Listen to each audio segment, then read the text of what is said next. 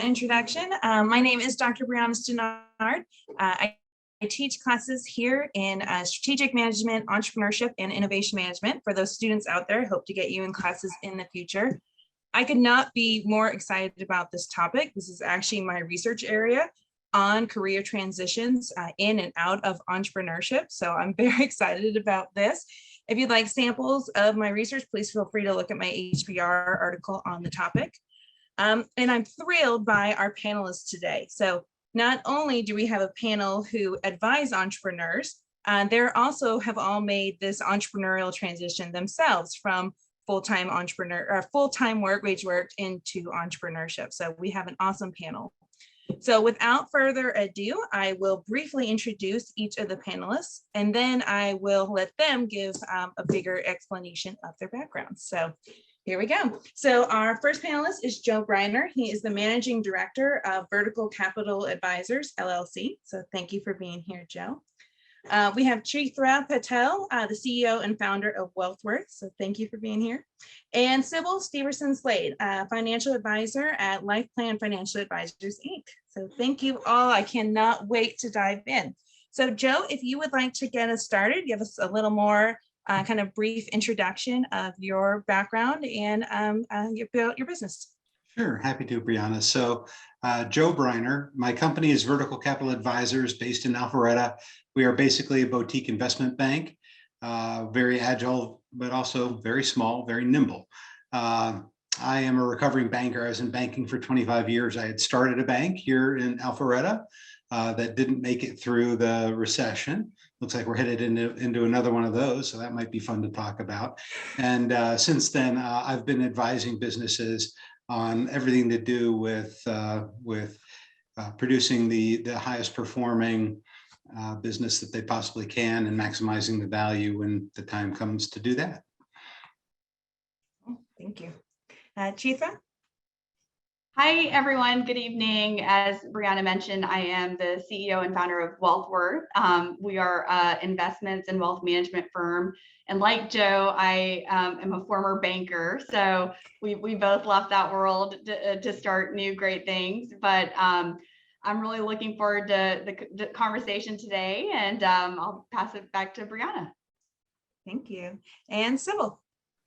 Hi, good evening, everyone. I am Sybil Slade, and I started out a little differently from Joe and Chitra. I was actually a financial institution banking regulator. I started off with the Federal Reserve Bank of Atlanta. I was there for 21 years, and then somewhere around 2014, I had my YOLO moment and it came into the private side of the world or the financial services private sector and became a financial advisor.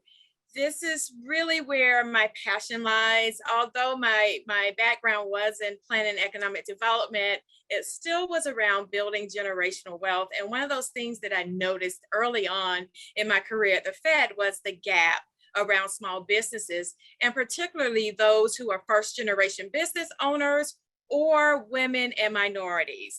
And so for my practice, I specialize with first generation professionals and business owners, making sure that they have access to all of the tools in the toolbox that the other wealth management opportunities present to larger businesses. So again, I'm happy to be here tonight and very excited about this conversation.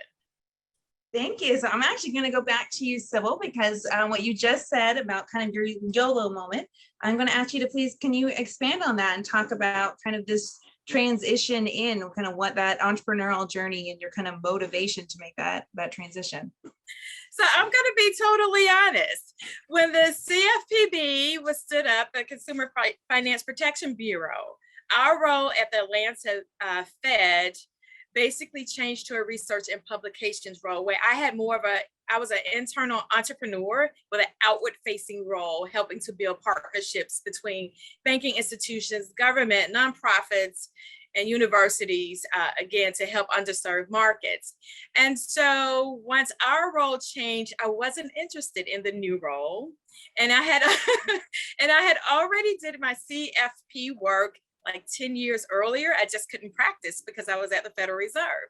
So I took my YOLO moments And here I am today as a financial advisor. And so the transition, it was a little different. I'm going to be honest again. I was used to looking at my bank account on the 15th and the 30th of the month, and I knew what was there. Now, that's a different story. Okay.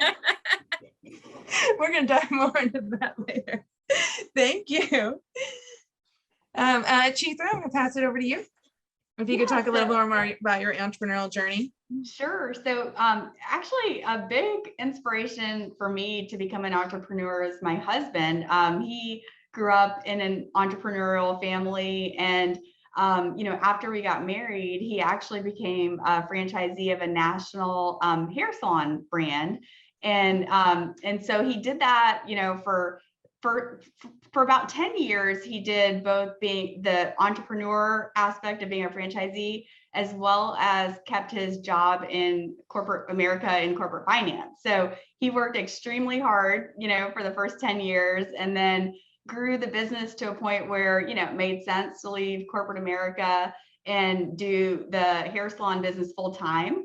And so, I saw him in his journey and being able to build a great system and team that allowed him eventually to really focus on the business on a more strategic level and really get to spend more time with our kids and, his other interests like golf. And so I was like, I want that lifestyle. I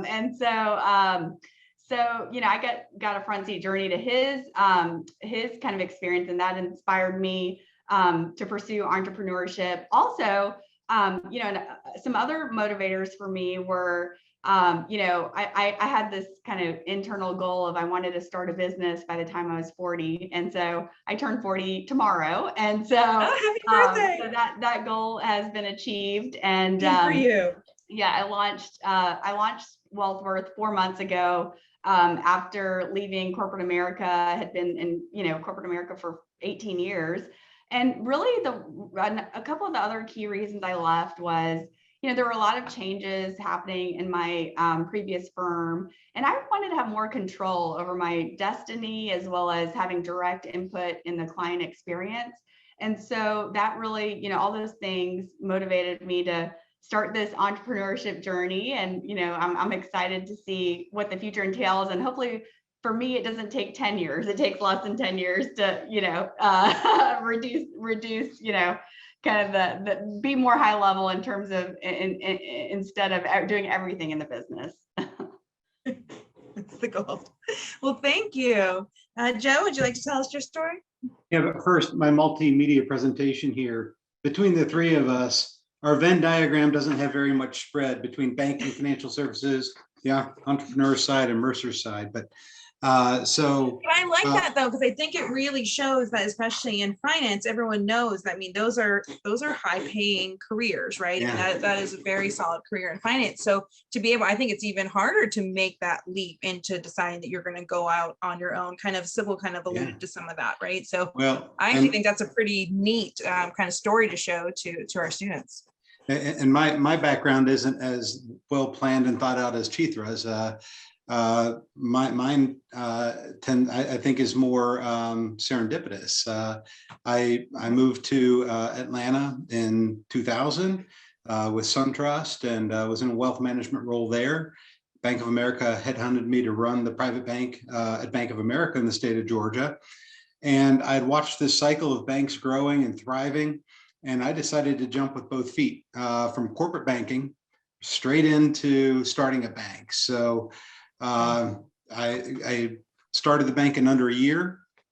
Wow. Record short amount of time in Georgia, only bank in Georgia history to have a dual banking and trust charter because of my wealth management background. We raised a state record amount of capital that still holds for a community-based bank in Georgia. Fastest growing bank in the US, 06, 07, and then 08 hit. So not the place to be, with a lot of real estate development on the books, and real estate didn't do too well in the 08, 09, 2010 timeframe. So I went from being a banking entrepreneur into being an advisory entrepreneur. We deal only with small businesses, actually businesses, a lot of small middle market businesses. And that wasn't planned. So my second transition into entrepreneurship wasn't as planned as the first one, but it has worked out extremely well. And some of the things that Sybil and Chitra mentioned, you can look at your bank account on the 15th and 30th. It's just there isn't going to be a fresh deposit every single time. So you do have to get used to the peaks and valleys. And one of the questions we have here that we had talked about beforehand is, what kind of rule of thumb might you look at for how to plan for that? And I guess some of that depends on what you're going into. If you're going into something that you're breaking off from something similar to what you're doing, you already know you have clients and revenue and everything, that makes it real easy. But if you're starting from scratch, totally different thing. I think we'd all recommend, having a lot of cash there to support your living needs while you get everything up and running, in addition to whatever expenses you have in the business itself. So there's nothing like being your own boss, though. Having the freedom to set your schedule, work with the clients you want to work with, to be able to see the fruits of your efforts. And I'll make one little comment that working in a big corporation, you kind of feel a little bit of your soul being chipped away every day. I can't describe it any other way. And when you're on your own, you can be guided by your own principles. You can do business the way you want to, which is a tremendous freedom factor in terms of just being able to your YOLO or live life the way you want to moment. Thank you. And I actually want to go off of something you said, Joe. So I actually, in my own classroom, I usually tell students to give the advice to do part-time entrepreneurship first, right? That if you do part-time, you can test the market, you can make a plan, see how successful you are going to be before going full-time.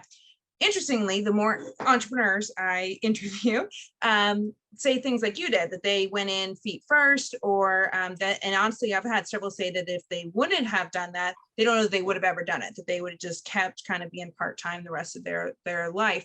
And just kept at their full-time job. So I wonder, I'll start with you, Joe, on this, since you were just talking about this. Kind of what's your thought on that when advising clients? Do you think they should go part-time first, or do you think it's kind of better to jump in? So victory is won through many advisors. A wise person once said a few thousand years ago.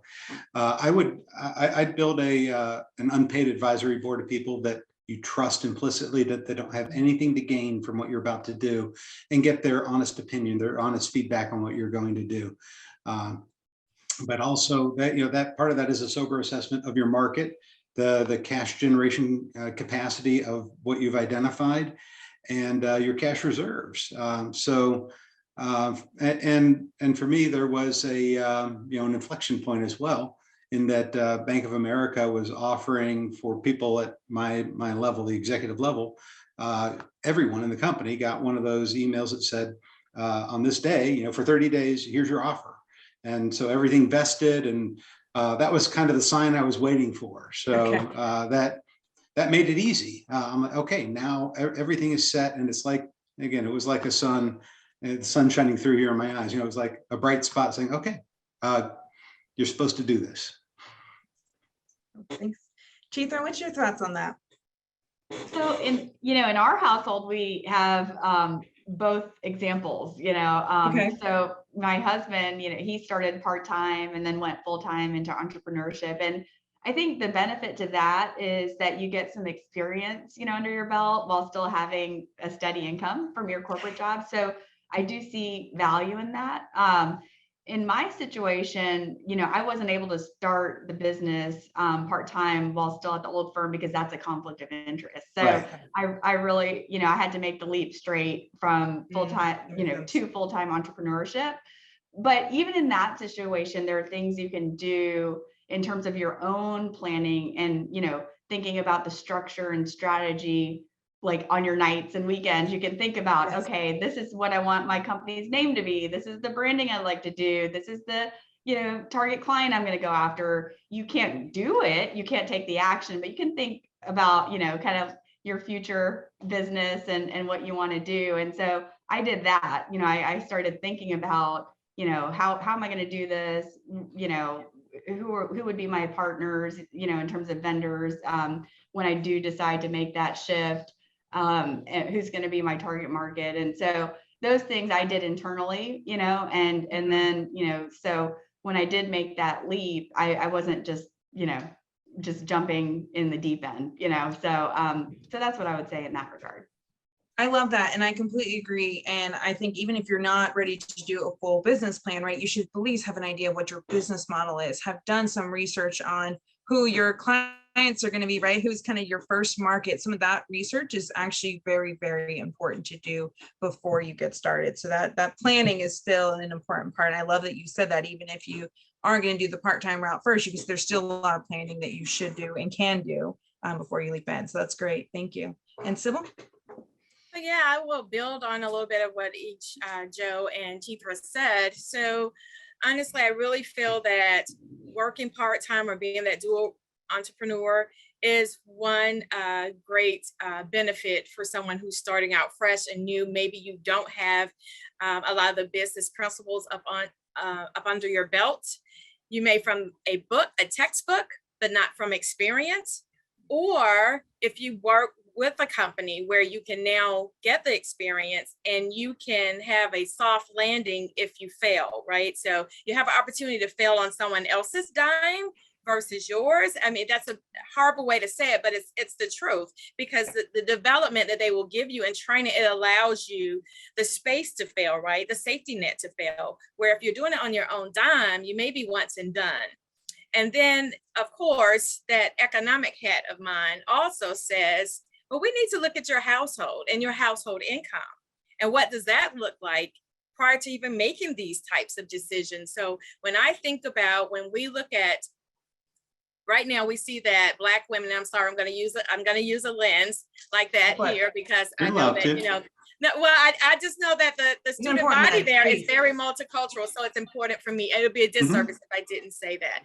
So most of the businesses that are starting up now are African-American women or women of color. But ironically, roughly 70% of them are in households with $75,000 or less. So that, for me, that looks totally different from maybe a counterpart of mine whose husband makes $250,000 a year. Well, yes, you could go to the deep end day one. So we have to kind of really step back and really determine if economically we're prepared for this, and then all the other things that Chitra and Joe so wonderfully explained. So that's my take. No, and I think that's really important, is different people's situations, right? And it's like we always see, like we see the Mark Zuckerbergs, right, as kind of the young entrepreneur.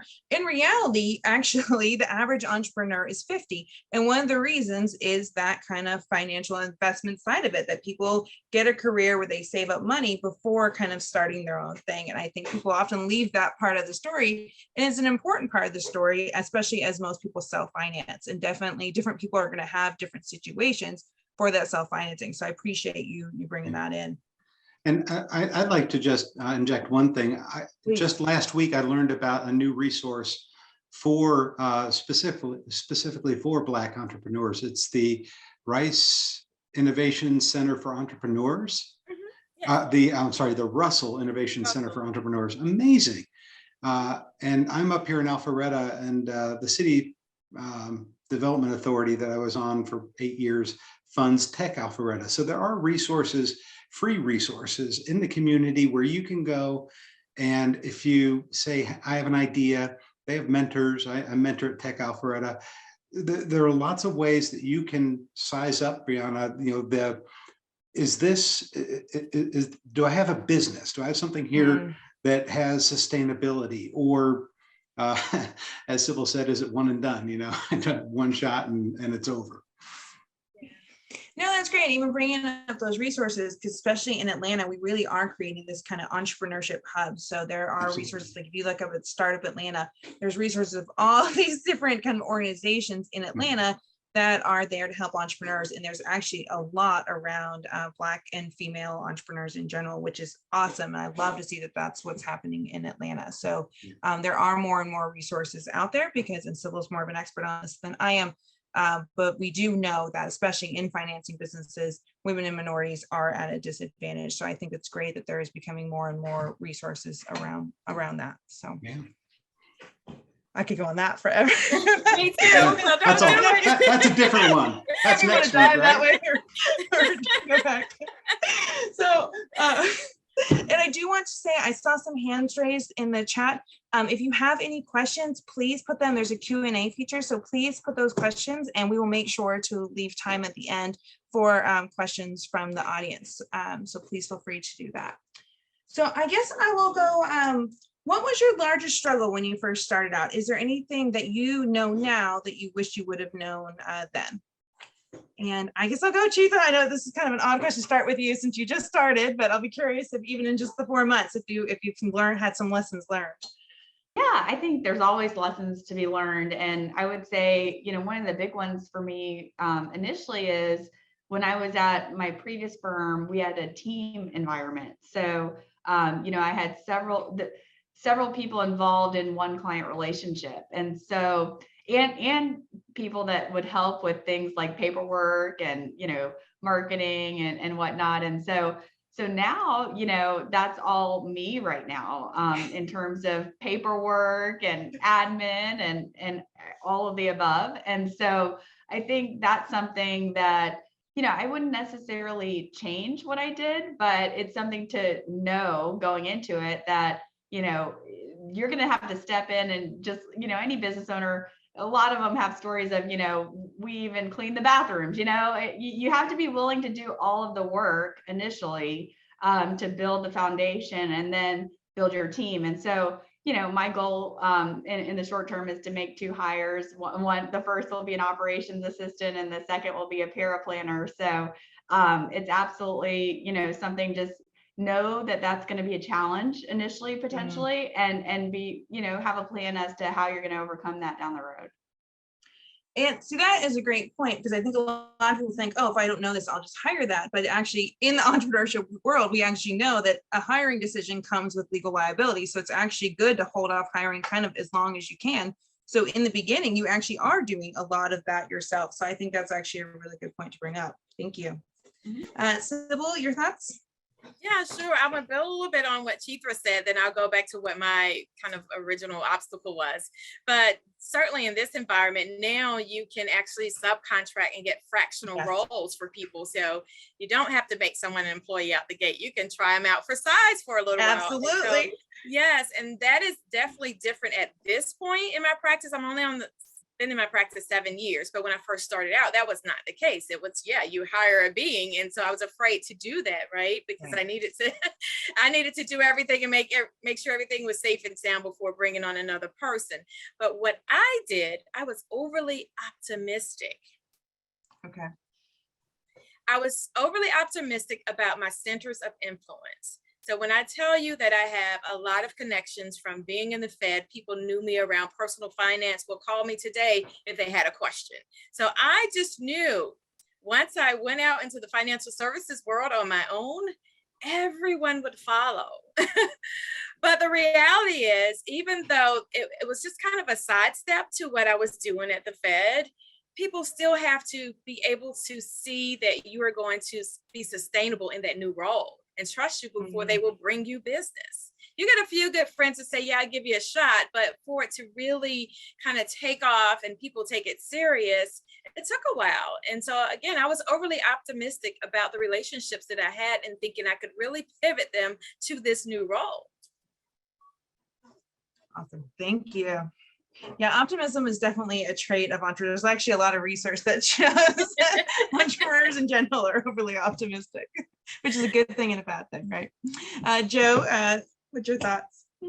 So, I started a very formal business. A bank is required to have a board of directors. Right. Sybil, I'm stealing your thunder here. And policies and capital, all these, great concepts. And I was asked a question in one of the classes at Mercer, the best question I've been asked: what would you do differently if you had it to do over again? And for me, my experience, I'll just share with the audience that money changes people. In the beginning, everything's unicorns and rainbows. But when you get into it, and having raised a state record amount of capital in 6 weeks, faster than any bank in Georgia, and some banks at that point were taking 2 years to raise 10 million in capital. It changes people. It changed them literally within a week. And so know who you're going into business with, and know that money does change people. And while at the beginning everything is optimism, great plan, you've validated it, you've got some momentum, some traction in the market, just be prepared for that. Be prepared for what happens.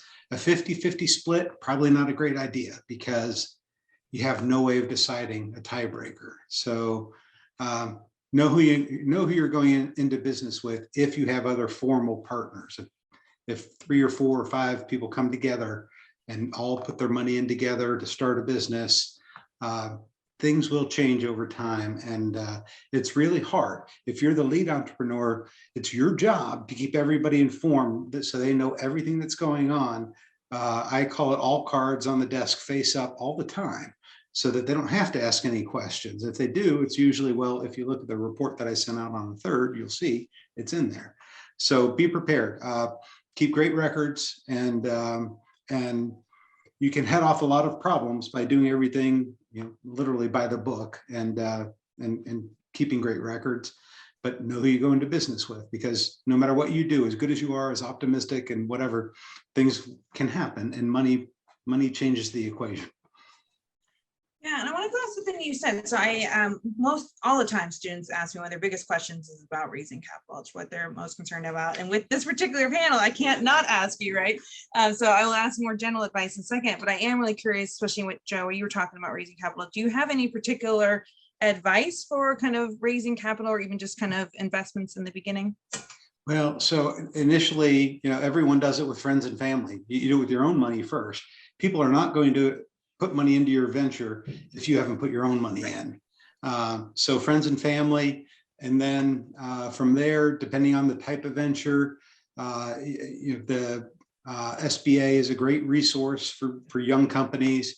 But when you need big chunks of capital, that's where we operate. When somebody says, I need 100,000, 200,000, but I need 5 million, 10 million, 30 million. We're raising $800 million for a movie studio. So,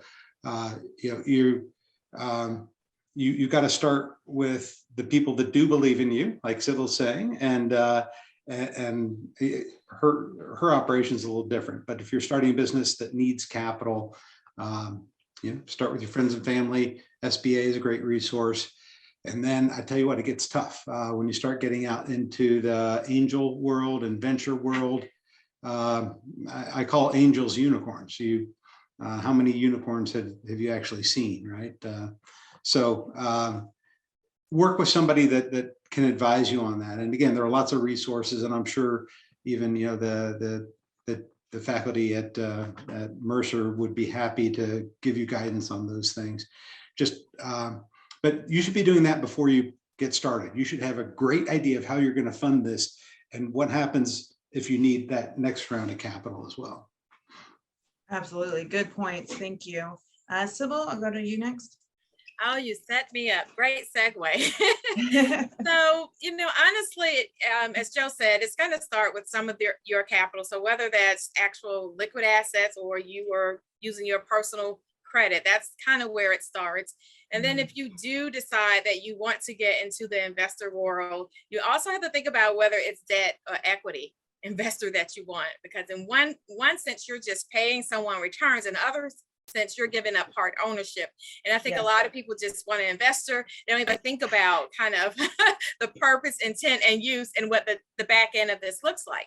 But also, there's also access to capital for entrepreneurs. It's a community development financial institution. I actually sit on that board, and what they do, they are certified by Treasury to make small business loans that banks can't. banks actually invest into the lending pool that access the capital for entrepreneurs have in order for them to get the loans out to the small businesses. And so sometimes these are things where they use your assets as collateral. They may use some of your liquid assets for collateral, or if you have accounts receivable. So different alternative ways to collateralize the loan. And honestly, we've been beating the bank's rates.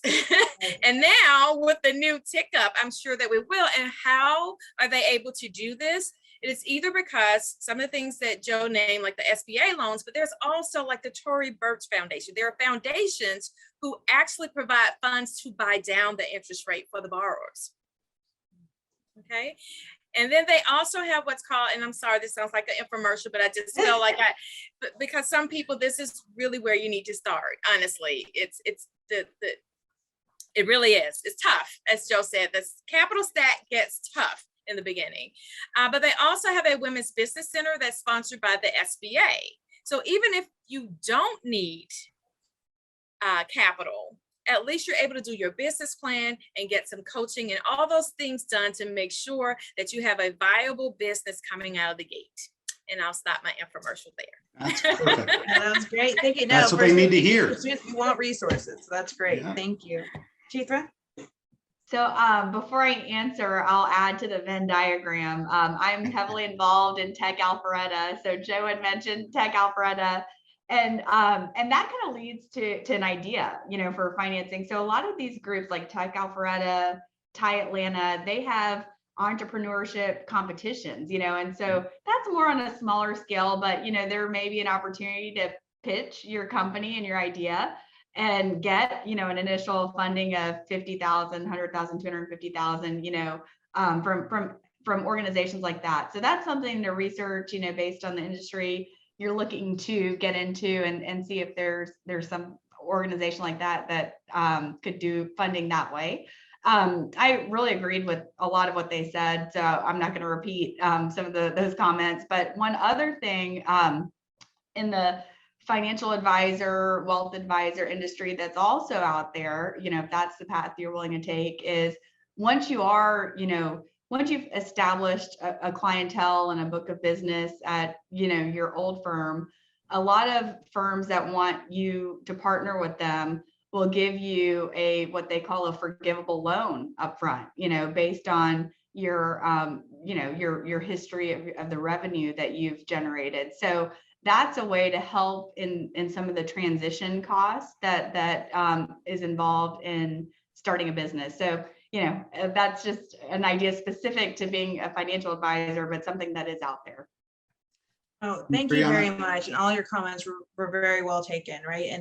And the more planning and the more savings people can do before they get started is really important, because like Joe and Sybil said, right, you're going to most likely, you're going to be doing it friends and family and yourself at the beginning. So the more that you have prepared, because I think a lot of people think when you get started that, oh, I'll just get an investor or I'll just get a loan. Well, there's a lot of businesses that cannot get a loan, and most are never going to get investment. So it's very important to be thinking about your own capital and thinking about different methods of financing before you ever get started. So thank you for that. So with this particular group, I have to ask you, what do you think about this particular economic climate as timing for starting a business? Is there anybody who wants to take this one on first? I think our Fed representative should speak to that. Everyone relies on the Fed research. Okay, so this is not Fed research, so I'm going to give that disclaimer now. These are my anecdotal accounts. But honestly, in this current environment, if you have a service-oriented business, this may be the time, right? Because you don't have a lot of overhead and you can kind of jump in a lot faster. But if you're producing products, that's different. You're going to need some capital. You're going to need a lot of things. You're going to need credit lines with suppliers and things of that nature. And then the other thing is it a cash cow? These are bad words, but I'm going to use them. Is it a cash cow or is it a passion project? So usually cash cows are things that you can jump into and it generates money right away. So examples would be if you buy maybe the local public storage, one of those becoming an affiliate of it or franchise of it, or the UPS store. These are things that are cash cows. It just starts out the gate. But then if it's a passion project, then it may be a little tough to start in this environment. Right now, it's kind of, people are basically taking care of their needs. So if you're in anything like childcare, I mean, even funeral homes are actually prospering right now. I shouldn't say that, but it's the reality. So those service type businesses usually have a lower overhead, and especially if you're able to do contracting where you're working from home and things of that nature. So yeah, I think this is, and we've learned that, right? With these gig economy workers, right? They've replaced their $30,000 income and said, no, I'm not going back to the job. I'll just pick up someone in an Uber while I'm taking my child to school and bring someone else back from the airport when I'm taking my daughter to ballet. And they have learned to make the same money and now have freedom, and they've tasted the freedom. But it's the reality of what we're living in now. So yes, I would say that, yeah, if you're in a service business or thinking about a service business, this may be a great time to start. And I think that's a great point, because not all businesses are created equally, especially when thinking about financing businesses, right? As you were saying, some of these service businesses, especially businesses like consulting, right? You can start off with really little fixed costs, whereas there's certain businesses, like if you want to start a full gym and all that comes with that, right? It's going to be a lot more of an expensive business, right? So just even thinking through that and how you can do things leanly to try to start off kind of with as low a cost as possible. Thank you. Who wants to take this one next? Are we good with Sybil's thoughts? What do you think? I think heading into what looks like it's going to be a recessionary cycle here, a lot of people are going to have unplanned exits. You know, we see that, right? Every recession.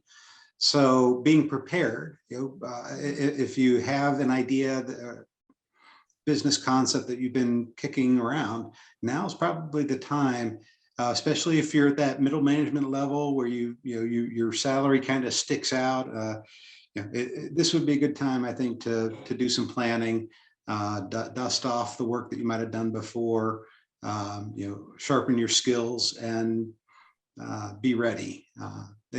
People, you almost know, my friends that are in big corporate America, there are lots of big employers here in Alpharetta, and they seem to know they might not come out the other side, with the same employer.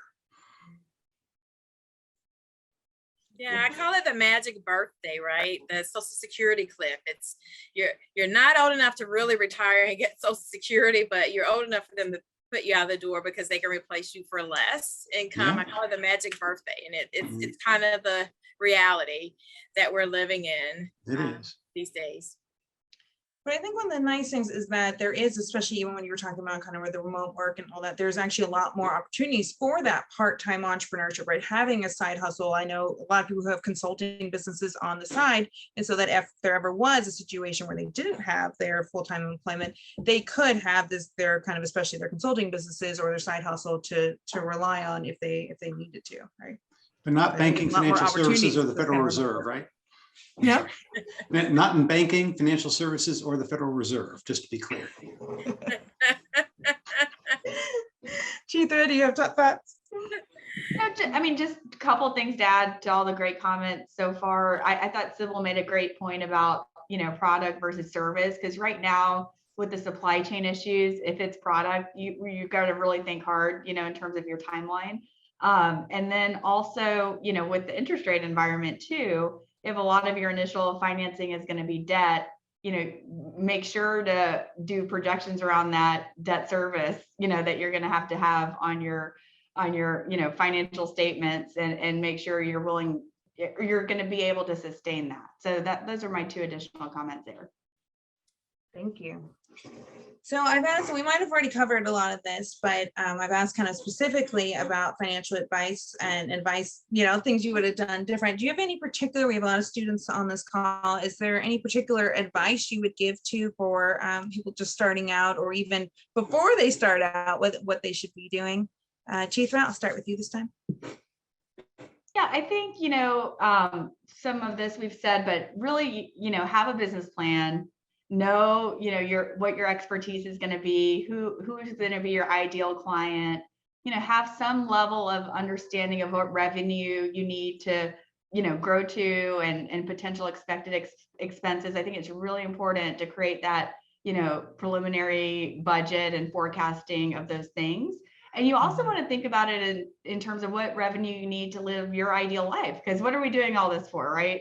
We want to be able to live our ideal life. So, thinking about it that way. And then also one great thing about the current environment we're in is there's so much technology now that we can leverage, to make our time more efficient and, ways to do things at a, not as expensive of a cost as it may have been in the past. So so I would encourage anyone that's going to, venture out into their own firm is research those things. Like, for example, like Calendly or Once Hub for your scheduling, so that you can take out that back and forth time to schedule an appointment or meeting. There's CRMs that you can use that will prompt you to, create a workflow and have a system in place so that, okay, these are the next steps that we need to do in this situation, so that you're not always recreating the wheel. So those are some of the things that, I'd advise as you're thinking about starting a new business. I love that. Yeah, there's so many tools out there. Thank you. Sybil? So yeah, I would definitely go back to the whole income piece. If you're a single person, single income household, I usually like to really coach my clients to get 12 months of personal expenses and what they think the business expenses would be before kind of jumping off into it. Now, if it's a 2-income person household and maybe only 25 to 40% of their income is needed to help the household, then maybe we can dial it back down to 6 months. But that is the thing that I really try to coach people to do. I think people become so frustrated and they know they're good at what they're good at and they're just ready to take the leap. But once you get into the seat, as Chitra was saying earlier, you're wearing so many hats working in the business and not on the business. And before you know it, that 6 months is up. And so, yeah. No, that's great. Thank you. So I see at Tech Alpharetta and the other incubators around town a huge trend right now, and that is in finance. You see DeFi, decentralized finance, is kind of a topic, a theme that is happening, where people identify a niche within a particular segment of the market and they say, I can do that better than anyone. And it comes in all, you see it in payment tech, you see it in financial advisory, all different places. And so that's just kind of a thematic event that's going on in the market, a dynamic that's out there. And I would just say that when you're looking at those opportunities, be bold about what you want to do. And if it's identical to 50 other things that people are doing already, then it's probably not going to stand out. But if you see that more clearly than anyone else, if you see that opportunity, again, I see businesses every week at Tech Alpharetta. I'm seeing new businesses popping in there with somebody that says, I can do this better. So, and it takes a little while, like Sybil and Chitra have said, it takes a little while to get that into something that's actionable. But that's a huge part of what's going on. So people that are in maybe that middle senior management level, great opportunity. We're seeing people like that all the time come out saying, I for 10 years, I've tried to do this one thing and they don't get it. So I'm going to go do it myself. And that's kind of cool. I love that. And you gotta, Saeed says, be bold. Yes, he liked your comment on that. No, I think that's great. And I think that's what we teach students too, is on kind of finding your competitive advantage. Really, what is your value proposition, right? We know you're not going to be this brand new thing, and that's okay. But if you do something different and do that something different very well, then that can be in a really important place in the market. So I love that. Thank you. Well, who would have thought 10 years ago or 20 years ago, that you wouldn't just buy your dog food at the grocery store or, maybe Target, But now, I'm sure I'm going to get hate mail from Publix now, but hey, you order from Chewy, it's just what you do. So, and there are those kind of opportunities all over. Absolutely. And I could go on that topic forever too, but I think that's important, is that so many people think they have to come up with this radical new thing, and that's not the case. Radical innovation is very, very small percentage of the market. Most of the time it is eliminating something or combining things or taking ideas that are already out there, doing something incrementally different and doing that well. And so I love that you said that, Joe, because I think people think it's a lot harder, that part of it, than it is. Ideas are easy. It's the implementation that's really the hard part. It's amazing the number of people that said, I thought of that 5 years ago, when they see something. I do that myself, right? My We all husband do does it that. all It's the like, time. that's so obvious. I could have done that. Anyway.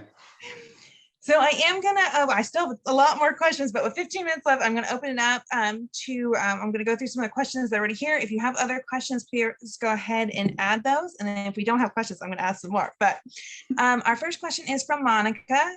So when having retired early, age 49, somewhat recently from a first career, what type of financing and planning should be considered before entering into a partnership? Anyone want to take that one? It's also in the Q&A if you need it read not so fast. I did that. Hi, Chitra's kids. I did that. I went into a partnership, and it was a big one. I had 11 other people in it with me, which was too many, way too many. But really know the people you're going to business with, and if you wouldn't trust them with your kids, then don't do it. But that is it's when you're actually going into business with other partners, you've got to really know what you're doing, because again, money changes people, and you're, as you mentioned a moment ago, Briana, there's liability associated with bringing people on, and there's liability if one of my partners does something that lands us in court, or with fines or something. So you definitely have to be you have to know the people you're going to business with, and know a lot about them, and really implicitly trust them, and then make sure that you communicate really well, so that you don't have things that flare up and cause problems. Yeah, I've had many people say that it's like a marriage, and some have even said it's hard, even harder than a marriage for getting in and out of, and that it's that kind of serious of a relationship. And so many people think that financing is kind of the one thing that takes down companies, and it is in a lot of ways. But among established companies, it's HR. HR is one of the biggest things that can really hurt a company or cause it to dissolve. So I want to take that with a grain of salt. Does anyone else want to comment on that particular one? Well, I think you both touched on it. Two key important parts, and I'll just say the word. You got to have an attorney to get these contracts together, to do the HR piece. I'm just being honest. Yes. That's where we've seen the nightmares. Yes, and that's so a great point. It's very important. I mean, we may be good friends, and we may know our A game and what we do, and together we're wonderful. But as Joe mentioned, money changes people, and so you just go ahead out of the gate, get you an attorney, get the contracts together, make sure that you understand the personnel things. I can tell you, even with COVID, the things that a lot of attorneys had to go through to help these businesses, even to get out of contracts they may have had to contract with someone else, even if it's not a partnership. So anytime you're engaging in a commitment where there's a liability, you need to have an attorney on retainer. Thank you for saying that. Yeah, having a lawyer, and even just having things written down. I don't care if mom gives you the money, written down what that's for and where it's going. Exactly right. Yes. Chitra, do you have thoughts on that one? I think it was well covered, and I got a little distracted there. Oh, you're good. You're good. That's fair. That's fair. On the next one. So the next one is more of a comment than a question, but if anyone has any thoughts on this, they're talking about the kind of the added expenses of insurance, right? Health insurance, dental insurance, right? Those benefits pieces that you give up when going from full-time work to entrepreneurship. Does anyone have kind of any advice on that, or just thoughts? There's not really a question here, but that's definitely a piece for many, especially women, or just generally people with families, right? It is hard to give up those benefits. Yeah, it can be an expensive proposition. Now, if you're married and you have a spouse that can provide all those benefits, or a domestic partner, then that's great. But then that's also with Georgia Chamber of Commerce. If you have a certain number of employees, then you can get some group benefits through the chamber. So there are a few other little things out there that may help to mitigate the cost, but it can be an expensive proposition for those benefits. It will be. Let's not sugarcoat it. It's expensive. Especially if you're a one-person shop and you're providing for your family, it's just going to be expensive. Yeah. I haven't found the magic solution there. If anyone else has, go ahead and put it in the chat. If there's any other questions, please put them in the chat. Otherwise, I'll keep asking some other questions in the medium. But please go ahead and ask them if you would like. So while we're waiting on those, does anybody have any particular resources that they like to use? Is there any particular kind of podcast or entrepreneurs you like to follow, or books that are good resources you would recommend? I can go Sybil? first. Well, I have go ahead. before my son comes here again. Perfect. So what I would say, so if you're going into the financial service industry, I love the Financial Advisor Success podcast. The host is Michael Kitces. That's been a really impactful one to me. And then for business in general, another one of my favorites is How I Built This by Guy Raz. So those are two podcasts I highly recommend. I also like to follow Sarah Blakely on LinkedIn. She has some great inspirational messages, and, you know, being a successful Atlanta women, you know, billionaire, I think she's a great person as a role model and to look up to. And then also Tony Robbins is one I like to follow for business strategy and sales ideas and things like that. And then now you're hearing some stomping in the background. Sorry. You're good. So books. My last read was Life Pass by Pyle Kadakia, who's the founder of ClassPass, which is now valued at $1 billion. And her story really resonates with our conversation today, because she started as a consultant at Bain and Company. And then she, you know, along the way, she created a dance studio, and then saw a need of, you know, people needing to try different fitness classes, and pivoted to entrepreneurship. She put in a lot of work initially and lots of effort, but it has paid off, you know. And so that's a good read. That was very inspiring, and that's the most recent one I've had, that I've read recently. So I'll pass it on to the next person. Awesome. Thank you. I can't top that. Sybil, you got anything? I have a couple of things. So one of my all-time favorites, which is not a business book, and I always find myself recommending it, is Keeping Your Yeses Sacred by Susie Larson, because we will get divided as entrepreneurs. We have so many different roles that we are wearing outside of our business. And so those distractions, every time we're saying yes to something, what are we saying no to? And if that no is much more important than that yes, the answer is no. So that one is a popular one. I mean, anyone I give it to, and it's a quick read, they love it. They love it. And then the other one that I'm gonna give you the last two that I've read, Believe It by Jamie Lima. And that was very good. So she had a product business. It was around makeup, and how, you know, the big stores, Ulta 3 and all them, kept turning her down. And then eventually she became kind of one of the premier products that's out there. I think she's attached with L'Oreal now, or it's the reverse. But either way, it was a very inspiring story. All of the things that she went through, and she had a business partner in it. So it's a great story. It's a great story to follow, and to see how that turned out, and really having people who are committed to your vision and your dream. And then the newest one is The CEO Life. And this is a local, T. Renee Smith. I started my year off with that book because I had been so busy working in the business. I am my client. I'm going to be honest. I'm confessing that right here to you. It helped me to really hone in on making sure that my operating procedures are written, what are my processes, my marketing. I already had the business plan, but there were all these other pieces that I had not added to it to make myself a complete package. So that way now I can pull away. If I hire someone like how Chitra was saying, they could easily take my standard operating procedures and take the ball and run, and I can go do the other things that I do best versus me having to sit and try to explain every last little step. So that was very useful for me to really grow my business up to get it to that place. And so the CEO Life by T. Renee Smith was an awesome read.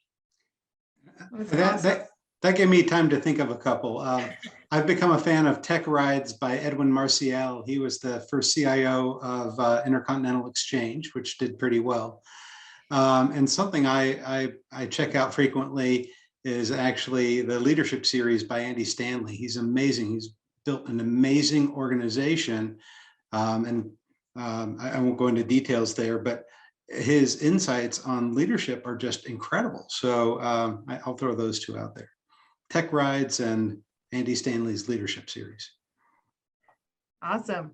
Well, thank you very much. We're almost right on time with our 7:30 timeline. So thank you very much. I really enjoyed this. I thought this was a fun conversation with lots of great details. So thank you all very much for taking the time to be with us tonight. You had awesome insights. So thank you, everybody.